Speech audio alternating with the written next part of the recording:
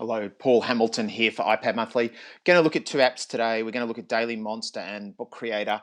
We're looking at younger students exploring parts of the body and getting them to start to label, um, I guess, diagrams and that sort of thing at a very early age. So let's jump into Daily Monster first. I find this is a really good stimulus for not only digital storytelling and those sort of things, but just basic work, and you can kind of work it in with any curriculum context that you're actually doing. So let's start with our monster.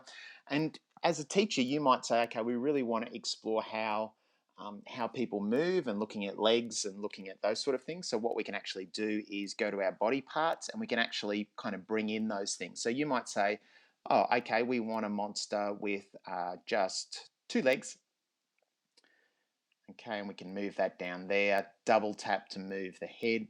And you might say, okay, let's create a monster that has three eyes. So what you can do there is you can kind of bring in three eyes.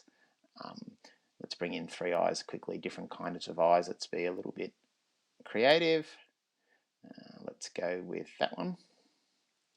And you might say, okay, let's build a monster that has a beak, or anything that you're kind of looking at the moment. It could be spelling words, it could be a range of different vocab that you're wanting to use. And we'll just save that for now. Not that it's finished, but we'll just save that really, really quickly.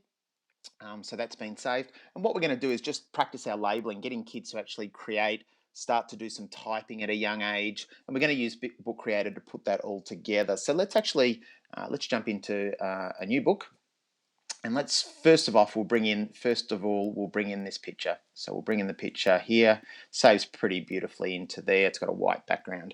And we can start to do some labeling. Now, you could probably use the comic template to do some labeling and start to actually kind of present it in a different way. But today we're just going to do that. So we might start with eyes. So I'm just going to add some text there.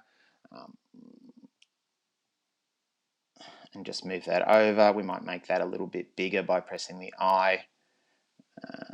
And bring that there. And so you can start to label different things. You might actually bring in, what else could you bring in? You could bring in some shapes, for example, and you could do some labeling that way.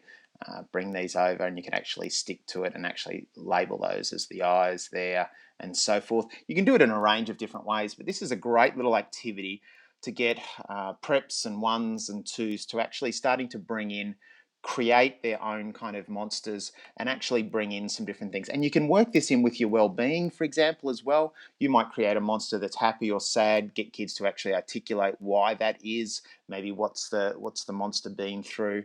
And don't forget, one of the most powerful things in Book Creator, we think, is actually adding an audio narration. So adding a sound there, getting kids to type, which I think is important, but also getting them to communicate exactly what's in their head and making their thinking a little bit more visible. And we can do that by using audio recordings as well. So that's just a really quick little activity looking at Daily Monster, how we could use that to start to label things.